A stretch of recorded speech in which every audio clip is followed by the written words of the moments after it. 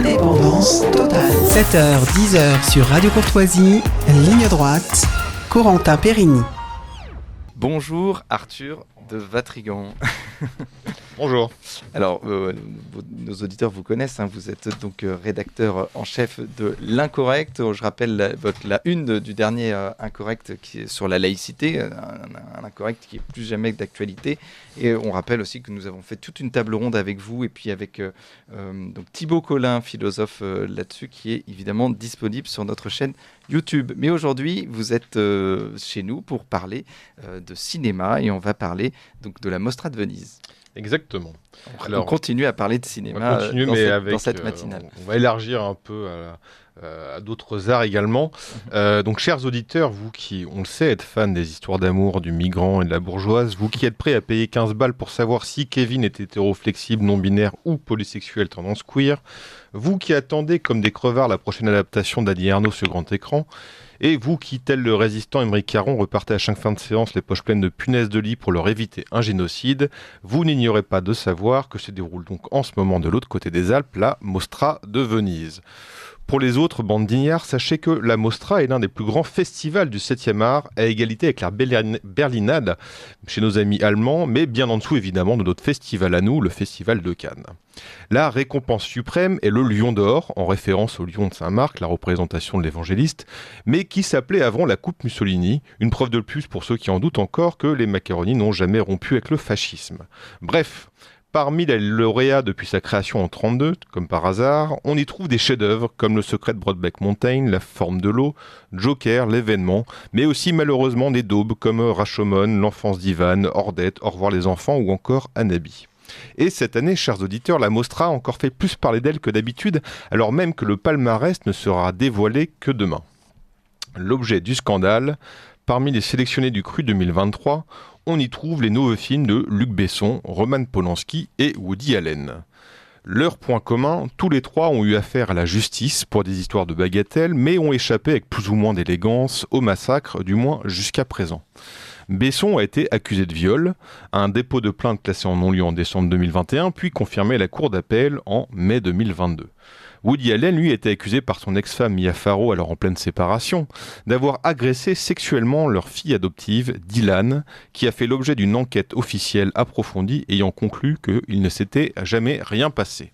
Reste le cas Polanski, reconnu coupable par la justice américaine de viol sur une mineure, fait qu'il a reconnu lui-même, et accusé de plusieurs agressions similaires qui se seraient produites dans les années 70 et 80, et dont la majorité des faits ont été prescrits ou n'ont pas débouché sur des plaintes. Bref, tout ça pour vous dire qu'à l'annonce de la sélection de leur film, c'était le branle-bas de combat chez les hystériques obsédés du sécateur à roupettes.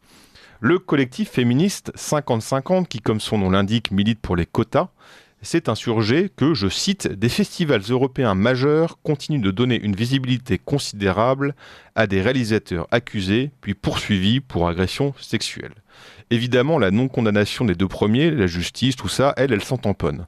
Au passage, d'ailleurs, on pourrait se demander ce qu'elle pense de la relaxe de leur ancienne responsable du collectif 50-50, accusée elle-même d'agression sexuelle l'année dernière. Mais passons.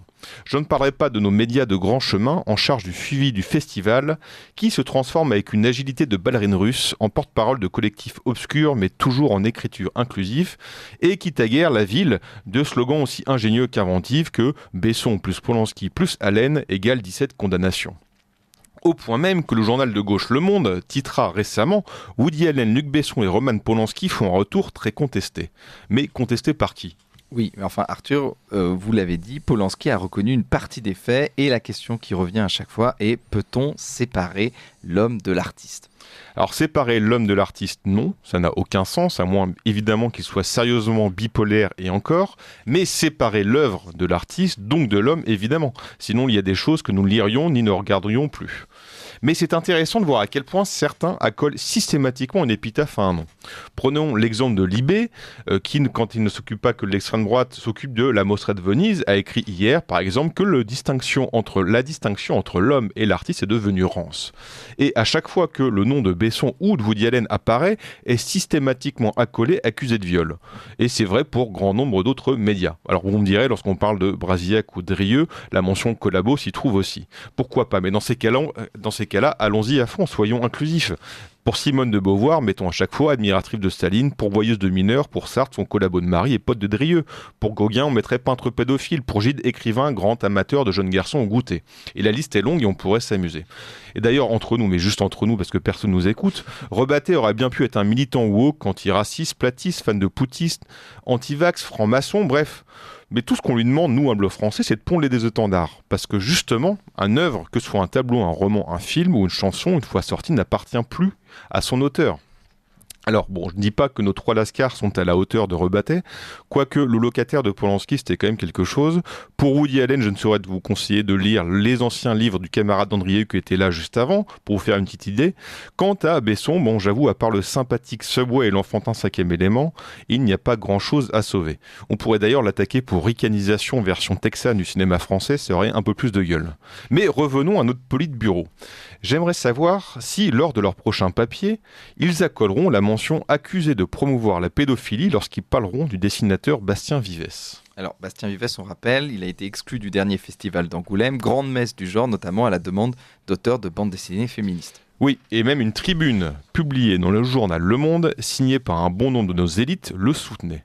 Nous sommes pas très loin de la schizophrénie. Alors pour ceux qui l'ont oublié, ou ceux qui ne le connaissent pas, Bastien Vivès est un jeune auteur de bande dessinée, et qui pour les spécialistes, même ceux qui écrivent dans l'incorrect, est un grand dessinateur de BD contemporaine, au style élégant, maestro de la mise en scène. Nous l'avions même interrogé dans d'autres magazines en 2020 pour 14 juillet, une de ces bandes dessinées qui ne peut souffrir d'aucune accusation. Vivès a été exclu du dernier festival de Cannes parce que accusé de faire l'apologie de la pédopornographie dans d'autres de ses œuvres. Ce qui s'est malheureusement révélé vrai, et en 2020 nous l'ignorions. Donc je ne vous conseille pas de vérifier mes propos en attrapant un des dessins ou une BD mise en accusation. Vous ressortiriez immédiatement votre petit déjeuner, même tous les repas de la veille.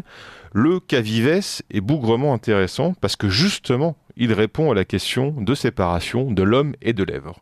La question n'est pas ce qu'il dit, même si ses propos ressortis au moment de l'affaire ne laissent guère de doute sur son intention, mais sur l'œuvre elle-même. Déjà, juridiquement, Vivès tombe sous le coup de la loi. Selon l'article 227 alinéa 23 du Code pénal, le fait en vue de sa diffusion, de fixer, d'enregistrer ou de transmettre l'image ou la représentation d'un mineur lorsque cette image ou cette représentation présente un caractère pornographique est puni de 5 ans d'emprisonnement et de 75 000 € d'amende. Mais en réalité, la question n'est pas que juridique, elle est même avant tout morale. Sinon, pourquoi voir dans l'art une catharsis si la question de la finalité morale ne s'oppose pas ? L'homme Vivès, à notre connaissance, n'a jamais été condamné. Et pourtant son œuvre, ou du moins une partie de son œuvre, devrait l'être. Elle devrait même soulever des raz-de-marée d'indignation, de critique et pourquoi pas même de censure. Parce que tout simplement, il met en scène des rapports sexuels entre enfants et adultes. Alors nous pourrions, chers auditeurs, se poser la question, pourquoi évidemment si peu d'indignation ? Pourquoi on s'indigne si peu lorsqu'on voit un roman, un film, ou qu'on écoute les chansons d'une parole qui parle de sexe, de meurtre, de torture, de ce que vous voulez ? La réalité est que nous payons encore l'héritage de 68, qui commence, je l'avoue sérieusement, à couiner dans la société, mais dans le domaine de la culture bénéficie encore d'un totem d'immunité.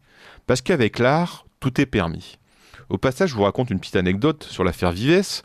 Je croise l'un des intellectuels qui a signé la tribune de soutien. Et je lui demande, pourquoi as-tu signé cette tribune ? Il me répond au nom de la liberté. Je lui demande, mais est-ce que tu as vu les dessins ? Il me répond non. Voilà, c'est le problème. C'est que le totem de la liberté se place au-dessus de tout, même des faits. Et encore plus si c'est l'art. Eh bien non. Avec l'art, tout n'est pas permis, justement parce que l'art est une réalisation de l'imaginaire. C'est-à-dire qu'il franchit le fantasme, qui n'est finalement rien d'autre que vos bizarreries entre vous et votre conscience, et qui ne va ne supporter aucune condamnation extérieure, puisque ça reste à l'intérieur de vous-même. Vous aurez rendez-vous avec votre créateur pour gérer ça, mais nous, ce n'est pas notre affaire. Et justement, en franchissant cette barrière de l'imaginaire, il s'offre aux autres. Et donc forcément devient public, et donc doit affronter des conséquences. Or, au nom de quoi ce qu'il produit aurait des droits supérieurs, aurait une humanité que nous, humbles Français moyens, n'avons pas. Si on peut séparer l'homme dans l'œuvre, cela marche dans les deux sens. Ça veut dire que l'homme innocent peut créer aussi une œuvre coupable. Et là, c'est là qu'intervient justement le rôle des critiques, le rôle des éditeurs, le rôle des distributeurs, autrement dit le rôle des censeurs, rôle qu'ils ne jouent plus. Et je vais vous citer mon ami Jacques de Guilbon à propos de cette affaire qui a eu cette parole très juste. On peut, par l'art, si l'on oublie la finalité morale, créer le totalitarisme.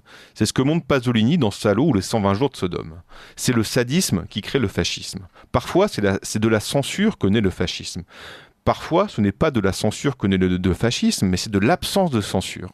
Ainsi, Pasolini le communiste, Pasolini l'anarchiste, Pasolini le pédéraste, est à lui seul plus moral que toute la droite conservatrice réunie. Il réalise ce que la censure a oublié de faire, parce qu'elle n'existait pas, montrer le mal que diffuse à terme la licence. Du point de vue du code pénal, on pourrait dire qu'il faut interdire ce salaud. Du point de vue moral, donc de l'art, on doit le glorifier, parce qu'il va plus loin que la justice civile en faisant comprendre au tréfonds du cœur de l'homme le mal du sadisme. Alors, si on prend l'exemple de Sade, par exemple, personne, en lisant Sade, ne peut y prendre du plaisir. Ou alors, c'est le cas, je vous invite à consulter directement les urgences. Sade ne maquille pas, il habille pas, il ne trompe pas. Ce qu'il décrit, c'est dégueulasse, mais il ne normalise pas ses fantasmes abjects. Pour Vives, c'est différent. Parce que là, il n'y a pas de catharsis. Là, il n'y a aucune purge de ses passions malsaines.